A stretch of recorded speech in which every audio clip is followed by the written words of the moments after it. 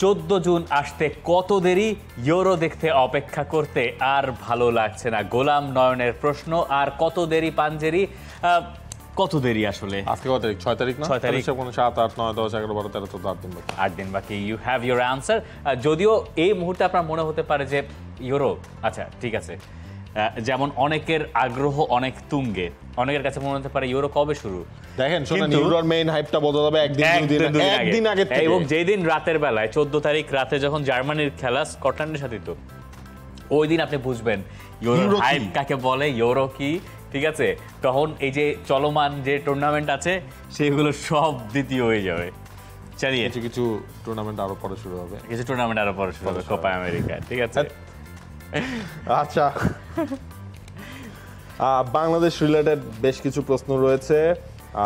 তাসনিম মাশরাফির যেমন চমৎকার একটা প্রশ্ন। পছন্দের সবচেয়ে পছন্দের ইউরো কোনটা এখনো পর্যন্ত দেখেছেন? সবচেয়ে ফেভারিট ইউরো? সবচেয়ে ফেভারিট যদি বলেন স্পেন যেবার জিতলো, 8টা। হ্যাঁ, ইউরো আমি সবগুলো আমার কাছে এক্সাইটিং মনে হয়েছে। 12টা বাদ দিয়ে সবগুলো মজা হয়েছে। আমার কাছে বেশি ভালো লেগেছে 16 ইউরোটা। মানে 16 ইউরোতে আমি ওই সময় প্রথম আমি ম্যাচ কে খেলতো বলেন, মানে দেখতে না ভালো লাগতো। 18 টিম সেই ছিল, এবং স্পেন টুর্নামেন্টের ফেভারিট হিসেবেই গিয়েছিল বটে, কিন্তু ঠিক সবাই নিশ্চিত ছিল না যে স্পেনের ওই যুগটা তো কেবল তখন শুরু হলো। অনেকের মনে থাকার কথা মার্কাস সেনা, মনে থাকার কথা অনেকের, ওই টিমের একদম হার্ট ছিলেন। ওই সারিও বুস্কেটস কিন্তু 10-এ খেললেন, তার আগে মার্কোস সেনা সিডিএম এর ওই জায়গাটায় খেললেন। এবং অদ্ভুত সুন্দর দল, মানে ধরেন আপনি David Villa, Fernando Torres, Casillas, Puyol, Ramos, Xavi, Iniesta, Fabregas, ঠিক আছে, ক্যাপডেভিয়া, কই যাবেন, কই কারে রেখে কই খেলবেন? তাসনিম মাশরাফির প্রশ্ন। আচ্ছা, তাসনিম মাশরাফির প্রশ্ন আপনারা জানতে পারেন আপনার পছন্দের ইউরো কোনটা, মানে নিজে দেখেছেন এরকম। রায়হান সর্দারের একটা বেশ ইন্টারেস্টিং প্রশ্ন। আচ্ছা, উনি বলেছেন এএফএ যদি চাপ দেয় বাংলাদেশকে কোপা আমেরিকায় আমন্ত্রণ জানাতে পারবে কিনা। আচ্ছা, আর এএফএ চাপ দিলে আসলে এএফএ চাপটা দিতে হবে কনমেবলকে, কারণ ধরন হচ্ছে এএফসি যেমন তেমনই হচ্ছে লাতিন অঞ্চলের ওই ফুটবলের নিয়ন্ত্রক সংস্থাটা হচ্ছে গিয়ে আপনার কনমেবল। কনমেবলই কোপা আমেরিকা অ্যারেঞ্জ করে থাকে, এবং আমরা তো দেখেছি যে কোপা আমেরিকায় তো আসলে প্রচুর ইনভাইটেড টিমও থাকে। গেলবার খেলো না আপনার, জাপান খেলেছে, কাতার খেলেছে, লাস্টেরটা না, লাস্টের আগেরটায় কাতার খেললো না, গতবার তো শুধু লাতিন 10টা দেশে ছিল। তার আগেরটায় কাতার খেলেছে, এর আগে জাপান খেলেছে, মেক্সিকো তো প্রত্যেক বছরই খেলে। মেক্সিকো 10টা, সবচেয়ে বেশি গেস্ট অ্যাপিয়ারেন্স হিসেবে মেক্সিকো খেলেছে। কোস্টারিকা যারা এইবারও খেলবে তারাও আসলে খেলেছিল। দুটো মিলিয়ে সাউথ আমেরিকার 10টা, কনকাকাফ আর কনমেবল এই দুটো মিলিয়ে থেকে 6টা, এই হচ্ছে যে আপনার 16টা মিলিয়ে আসলে এর আগে হয়েছে। তো যদি কনমেবল চাপ দেয়, ধরেন আর্জেন্টিনায় যেবার কোপা আমেরিকা হবে, আর্জেন্টিনা থেকে কিন্তু এটা করতে পারে যে বাংলাদেশকে নিয়ে যান, তাহলে ভরা গ্যালারি পেয়ে যাবে। এক্স্যাক্টলি, দারুণ হবে ভাই সেই কোপা আমেরিকা। বাংলাদেশ একটু যাতে বলতে চাচ্ছি, ধরেন মানে আরেকটু ধরেন 100-র ভিতর ঢুকলেই আমরা এই দাবিটা তুলতে পারতাম যে আমাদের কোপা আমেরিকায় এটা সুযোগ দেন। আর্জেন্টিনার এত সমর্থক আছে আমাদের দেশে, ব্রাজিলের এত সমর্থক, মানে আপনি আমাদেরকে বাংলাদেশে কোপায় নেন, দেখবেন এটা বাংলাদেশ এটা হইতে পারে, কিন্তু মানে ইম্পসিবল না কোপা আমেরিকা। হ্যাঁ, ধরেন হচ্ছে গিয়ে যেমন এইবার ইউএসএ তে হচ্ছে, ঠিক আছে, কোন একবার বাংলাদেশে করুক। বাংলাদেশকে আপনারা বলেন যে বাংলাদেশ নাকি ক্রিকেট খেলে। বাংলাদেশে খেললো, ঠিক আছে। বাংলাদেশে এখনো পর্যন্ত ধরেন আইসিসি ওয়ার্ল্ড কাপ, হ্যাঁ 50 ওভার্সের ওয়ার্ল্ড কাপ অ্যারেঞ্জ করার সেই ক্যাপাবিলিটির জায়গায় যায় নাই। You are talking about Copa America. হ্যাঁ, টি-20 বিশ্বকাপ করেছে 2 স্টেডিয়ামে, শেষ। আপনার কি আছে? আপনার বলেন তো, আপনার কি আছে? এনিওয়্যার আপনার দেশে, আপনার হচ্ছে দেশে 3টা স্টেডিয়াম, আপনার দেশে একটা ভালো স্টেডিয়াম নেই। আপনার দেশের স্টেডিয়াম দিয়ে ঢোকার সময় মানুষের কানের হেডফোন খুলে রেখে দেয়। হ্যাঁ, মানে অন্য কারণে ভাই, যেই খেলায় কানে হেডফোন নিয়ে ঢোকা যায় না, মানে অন্য কারণে। এই গ্যালারিতে মানুষজন করবে কি? খেলা দেখবে, 10 টাকার বার্গার 50 টাকা দিয়ে বেচবেন, খেলা দেখবে, বাদাম খাবে, ঠিক আছে। আচ্ছা, মানুষের কথা তো আপনারা ভাবেন না ভাই।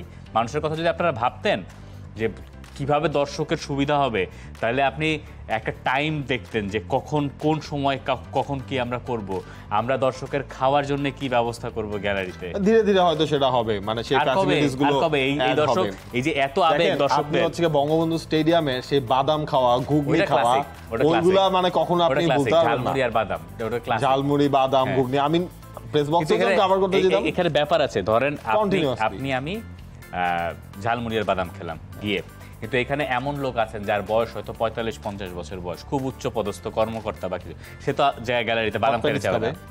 হ্যাঁ দাঁড়ান, সে তো বাদাম খেতে চাইবে না, তার একটা ভালো জায়গা দেন, সেটা গাড়ি নিয়ে পার্ক, সবার কথা ভাবতে হবে।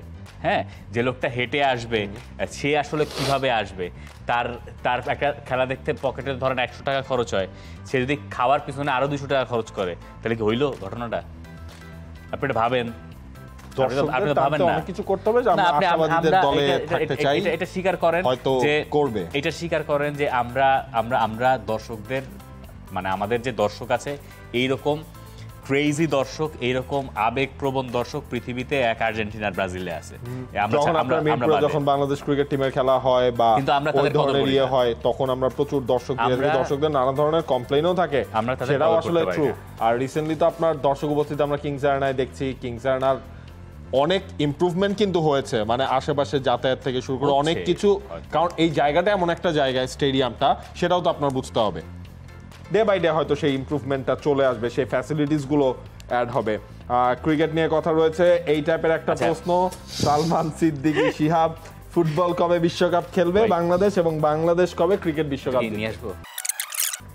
ফুটবলে বাংলাদেশ কবে বিশ্বকাপে খেলবে এবং বাংলাদেশ কবে ক্রিকেট বিশ্বকাপ জিতবে, এই প্রশ্নটা উনি আসলে করতে চেয়েছেন। ভাই, মানে স্বপ্ন আমি দেখি, হ্যাঁ, মানে ভাবিও, বাট হয়তো জীবদ্দশায় এই দুইটার কোনো একটাও দেখে যেতে পারবো। কিন্তু আপনি যদি আজকে প্ল্যান করেন যে আপনি 30 বছর পরে বিশ্বকাপ খেলবেন, মানে প্ল্যান সহি নিয়ত, ঠিক আছে, মানে আপনার ইন্টেনশনটা ঠিক থাকতে হবে। আপনি যখন ইন্টেনশন ঠিক থাকবে, নিয়ত ঠিক থাকতে হবে, আপনার নিজের সাথে নিজের মানে ধরেন হচ্ছে গিয়ে ওই বাস্তবতার সাথে না মিলিয়ে আপনি ধরেন এখন মানে এই 2024 সালে বললেন যে আমি 2034 সালের বিশ্বকাপ খেলতে চাই, আপনার এটা মানে বুঝতে হবে 2034 সালের বিশ্বকাপ খেলতে হলে আপনার আরো 4 বছর আগের থেকে তো আপনার প্রপার দরকার ছিল।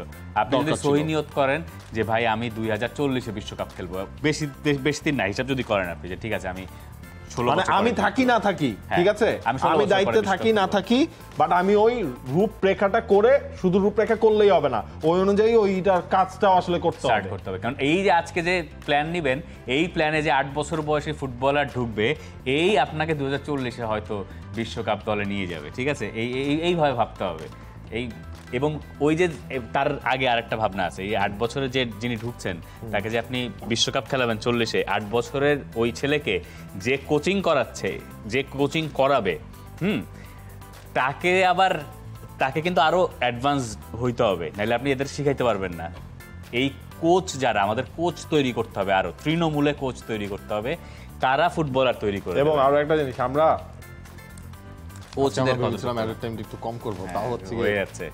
আচ্ছা, সেটা হচ্ছে যে আরো একটা জিনিস আপনার করতে হবে, যে আপনি 16-17 বছরের কোনো ফুটবলারকে আপনি তাকে বেসিক শেখাতে পারবেন না। হ্যাঁ, এই যেমন হচ্ছে আপনি হচ্ছে ওই আন্ডার এজ না তো, আন্ডার লেভেল টুর্নামেন্টগুলোতে ধরেন আন্ডার 16, আন্ডার 15, আন্ডার 14, এইগুলোতে ডেকে আপনি তাকে ওই ফুটবলের বেসিক স্কিল আপনি তাকে শেখাতে পারবেন না।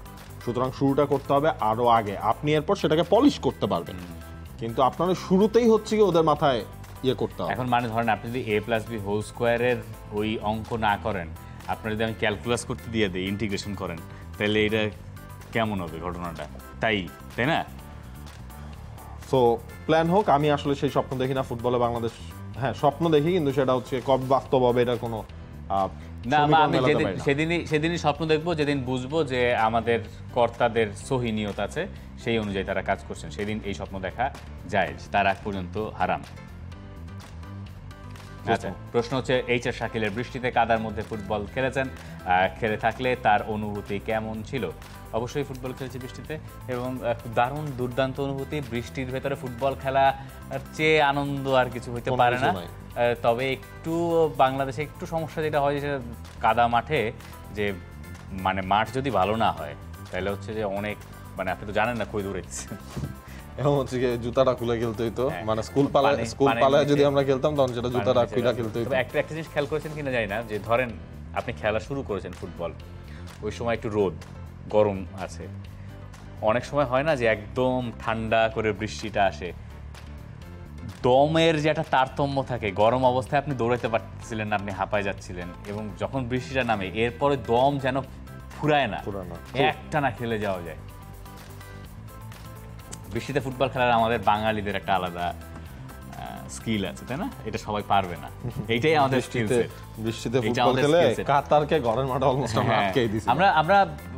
আমি ছোটবেলায় জানতাম যে ফুটবল নাকি বর্ষাকালে খেলে, হ্যাঁ আমি ছোটবেলায় এটা জানতাম যে যখন শীতকাল তখন নাকি ক্রিকেট খেলে, ব্যাডমিন্টন খেলে, একটু বর্ষা টর্ষা আসলে হচ্ছে ফুটবল খেলে। এই ধারণাটা কি মহাগলদ, হ্যাঁ এইটা আমাদের বুঝতে একটু সময় লেগে গেছে। তাসিম মাশরাফি তার প্রশ্ন, অস্ট্রেলিয়া এশিয়া মহাদেশে না হয়েও এশিয়ান কাপ খেলে কিভাবে?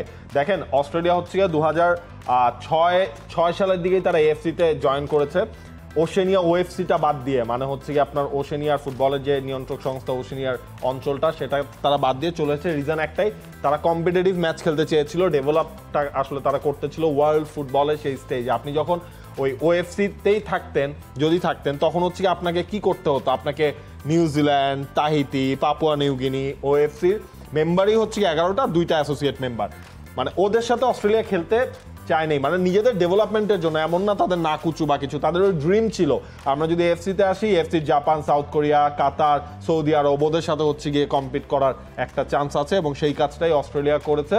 এরপর তো রেগুলার তারা এশিয়া থেকেই বিশ্বকাপ খেলছে, 2015 তারা এশিয়ান কাপও জিতেছে। অস্ট্রেলিয়ার ডেভেলপমেন্টটা ঠিক এই কারণেই হয়েছে বলে তারা বিশ্বাস করে অস্ট্রেলিয়ার ফুটবলের। এবং দেখেন নিউজিল্যান্ড ওয়ার্ল্ড কাপ খেলেছে 2010-এর সবশেষ, না তো 10-এই সবশেষ তারা ওয়ার্ল্ড কাপ খেলেছে।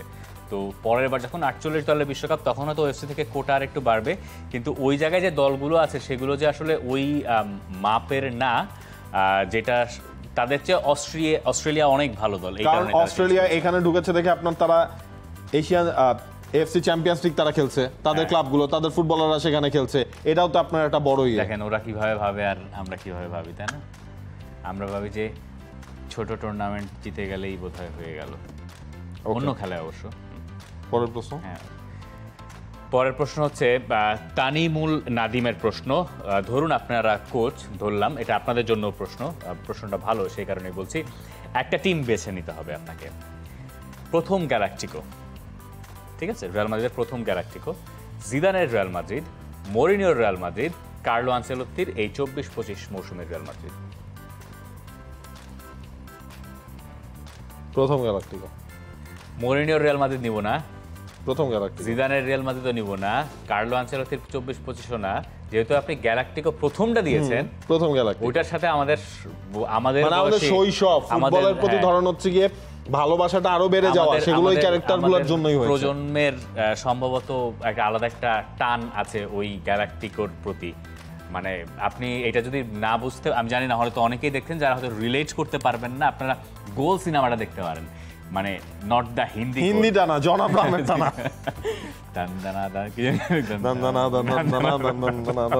আচ্ছা ওইটা না, আপনাকে দেখতে হবে হচ্ছে ইংলিশ গোল সিনেমাটা, গোল 1, গোল 2।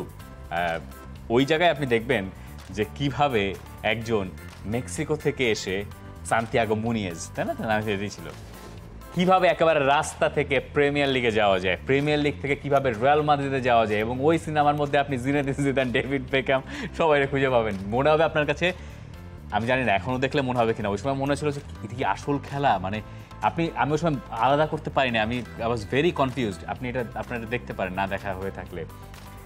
গ্যালাকটিকো, ওই রোনালদো, ওই জিদান, ওই বেকহ্যাম, কোচ করাবো কি, ওই যে পাশে যে তাকায় থাকবো, বেকহ্যামকে চিনি আমি, এইটা যে জীবনের কত বড় ফ্লেক্স হইতো যে আমি বেকহ্যামরে চিনি, সেই দলের আপনার কোচ হতে গেলে আপনারও কুতুব হওয়া লাগতো। অপশন ধরেই তো আমরা সেই কুতুব, ওই জায়গায় জার্সি টানতে পারলেও জীবন ধন্য হয়ে যেত। ওই যে পানি টানে না, যে কি বলে বড় বড়। আচ্ছা আমাদের কাজের সাথে রিলেট করে বলে, ধরেন ওই টিমের মিডিয়া অফিসার, মিডিয়া ম্যানেজার, ওই টিমের মিডিয়া ম্যানেজার হিসেবে তো স্প্যানিশ জানতো, অবশ্য বেকহ্যামের ইংলিশও তো কইতে পারি না। আচ্ছা আমার কাছে ভাই শেষ প্রশ্ন, এমডি শাহরিয়া মোস্তফা, কন্তের ডিলটা কেমন লাগবে? নাপোলির আসলে সিজনটা যে বাজে গিয়েছে, দেখা যাক কন্তে কি করতে পারে, আমি এতটুকুই বলবো। তবে আমি খুবই excited, I love Conte, Antonio কন্তের, এবং 3-man ব্যাকলাইন ইজ ব্যাক। দেখা যাক নাপোলি ঠিক আছে সেরিয়া। তবে যেটা হবে, তবে নাপোলি দেখেন ইউভেন্টাস সে আগে ছিলেন, ইন্টারে ছিলেন, আমার মনে হয় তিনি নাপোলিতে ভালো করবেন। তবে হচ্ছে এই যে অরেলিও দি লরেন্তিসের সাথে ঝামেলা লাগবে, কবে লাগবে আমি জানি না, এটা 1 বছরের মাথায় লাগতে পারে, 2 বছরের মাথায় লাগতে পারে, যা করার তার আগে করতে হবে, সময় নাই। কন্তে লোকটাই ভেজাইল না, মানে ভেজাইলা মিন্স হচ্ছে কি, ধরেন উনার সবকিছু পারফেকশনিস্ট টাইপ যদি আমরা একটু চাই, সেটা হচ্ছে কি উনি।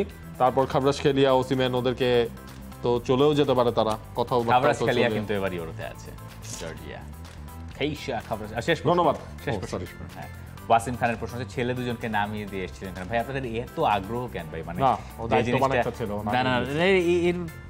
এত আগ্রহ কেন? ওখান থেকে আমি দেখতেছি যে বাস ভাড়া দিয়েছিলাম কিনা, এই দিয়েছিলাম কিনা, সেই দিয়েছিলাম কিনা, ঠিক আছে কি শোনে ভাই? তার মানে রিফাত মাসুদের শুধু আসলে আবেগই না, বিবেকও কাজ করে না। আমরা যত মানে এটা তো খুব ন্যাচারাল, আপনি হচ্ছে কি ওখানে গিয়েছেন, যে কেউই থাকলে আপনার যদি আপনার কাছে যদি নিজের কাছে যদি ট্রান্সপোর্ট থাকে, বাংলাদেশের যে কেউ থাকলে সে যেটা করতো আমি সেই কাজটাই করেছি, ঠিক আছে, সেটা যতটুকু সম্ভব হয়েছে। ধন্যবাদ।